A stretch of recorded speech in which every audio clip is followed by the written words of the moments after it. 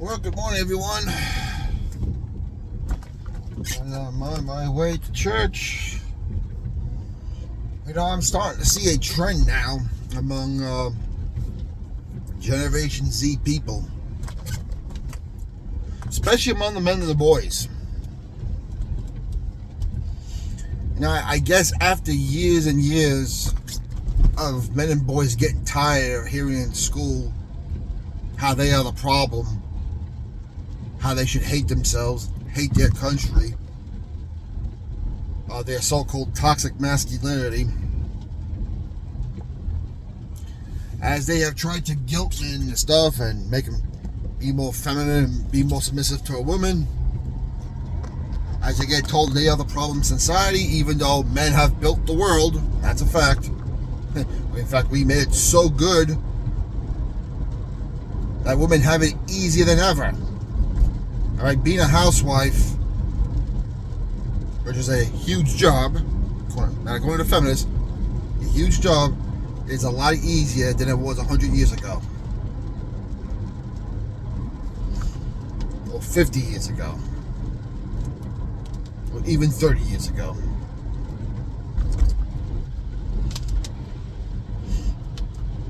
A lot of Gen Z people, especially the men and the boys, I see are starting to turn more and more to Christianity because they're tired of being told they're insignificant and they're this and they're that.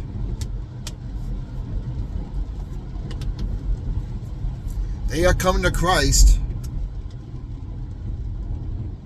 or at least open to hearing about it, because what does God say about men in the Bible?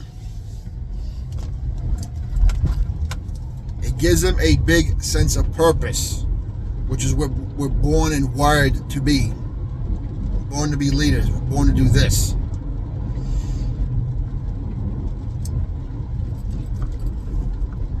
And this is an old racist too,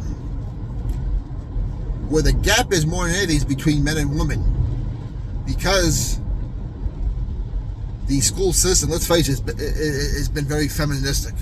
It is. I mean, you think about how they want us to sit down there and be bored of our minds for 8 hours and listen and regurgitate a whole bunch of crap.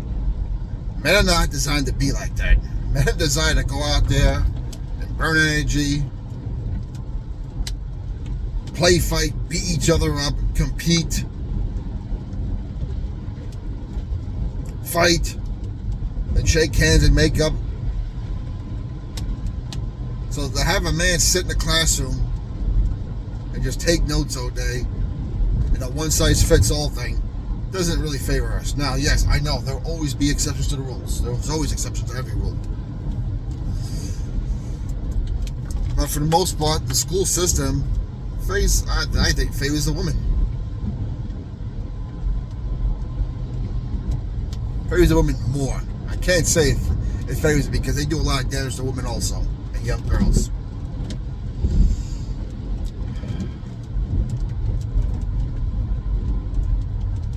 But there is a big divide between men and women, between conservatism and liberalism.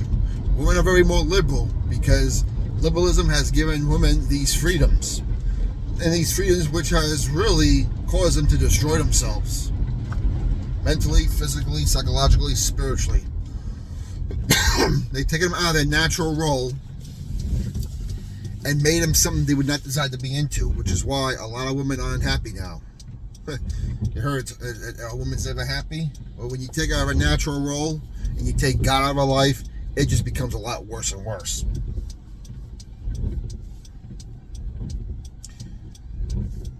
You add the fact that they give him abortion upon demand, and they say, oh, it's no big deal, abortion.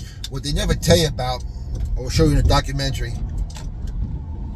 is the recovery room when they're crying, and they gotta live with the guilt of killing their baby, because contrary to what the left likes to think and what feminists like to think, you can't fight biology.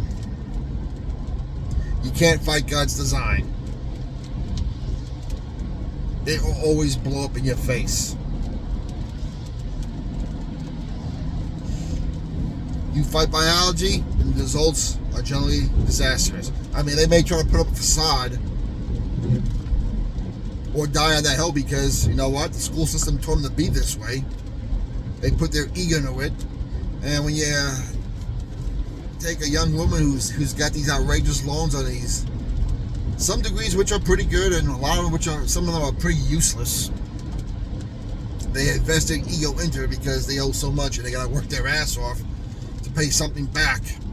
And it impedes them from really succeeding in life and in relationships in general. But thanks to the left, it seems to be they're pushing men towards Christianity, Jesus, and conservatism. To which I say, thank you, since we are the headship of the households, and we are leaders, and we are problem solvers, and we have built the world and repaired it over and over again. This is a good thing. And eventually, the women are going to follow. Because when the men start turning their noses up at these women, which they're doing now, by the way. A lot of women complain how men don't approach anymore. Well, you told us not to. All we hear is we have to be perfect and flawless. And you need us to be like this, but if we say this is what we need, you're misogynistic, you're controlling. You're insecure. You like controlling women. No, we have our preferences also.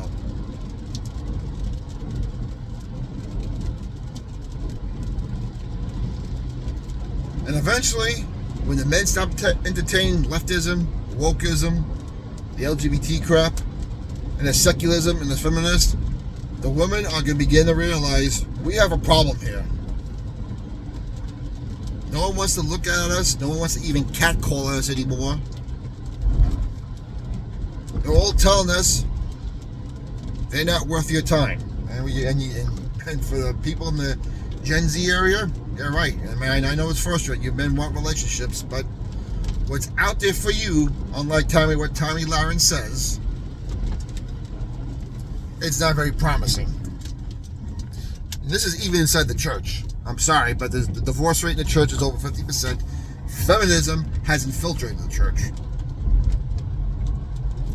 And we have a problem where over-the-hill women or women who are in the danger zone all of a sudden come to Christ because they want a husband.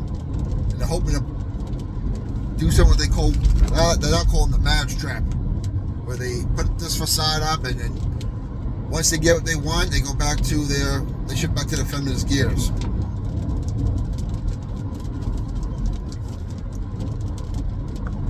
Gen Z, be aware of the women in the future that come to church who have kids with another man and not with him anymore, especially multiple kids. Listen, I can see one. I can see one, even though it's not biblically right. Anyone can make a mistake. But when you come with two or more different daddies, or even the same daddy, that just tells men you can't make decisions. Yeah, you may know Jesus, but are you healed? Yeah, you may be listening to Jesus to get what you want or put a facade, but are you really going to live the life? And can you be trusted?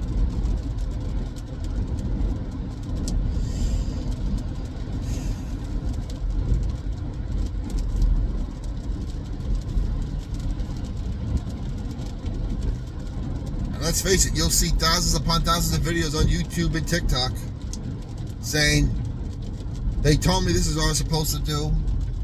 They told me I'm supposed to do this. I'm supposed to feel this way, but I hate it. Now, again, there are always exceptions to the rules.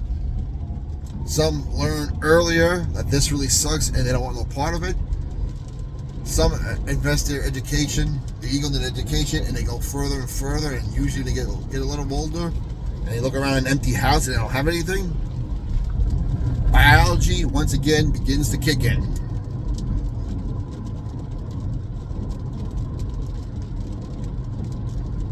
So men of Gen Z, boys of Gen Z, depending how old you are, because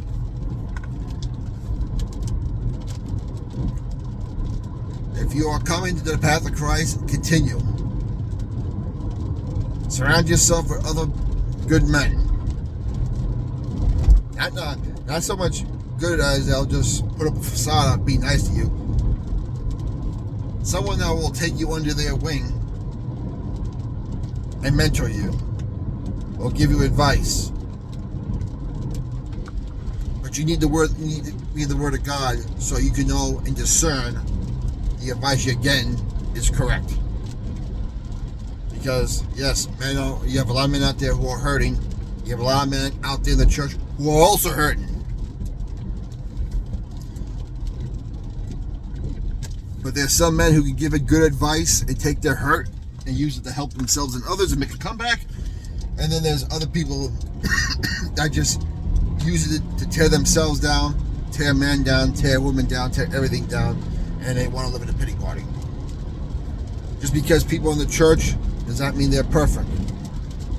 Just because people in the church, that means they're not all the same, because they're not.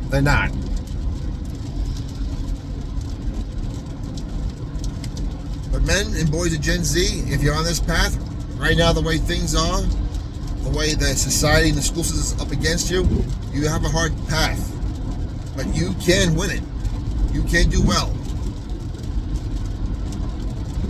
The strength that the Lord will give you is greater than anything that any school system can do. It's better than any other woman who promised to be there for you will ever do. Even a bunch of good church men will mentor you. They cannot give you what only Jesus Christ himself can do for you.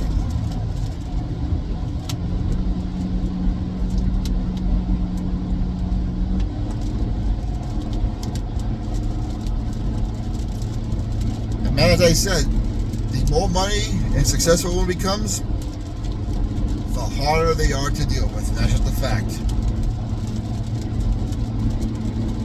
Hypergamy is a thing, not just with other men. What does a man do when he gets more successful? He buys a bigger house for their family, upgrades a car, and he puts away money for retirement. What do women usually do, unfortunately? What do I need this man for? I don't need him. And they usually get rid of him.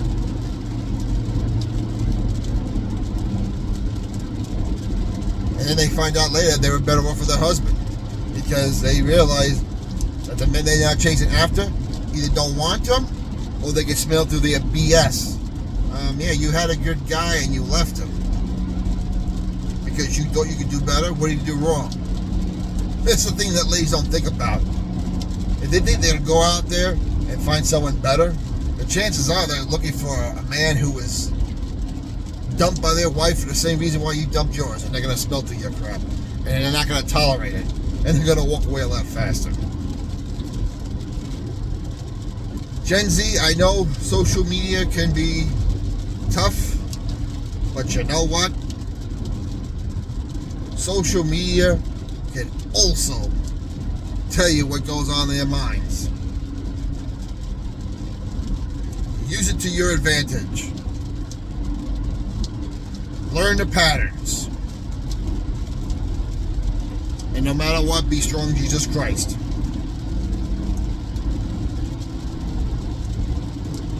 God bless you all. We'll talk to you later.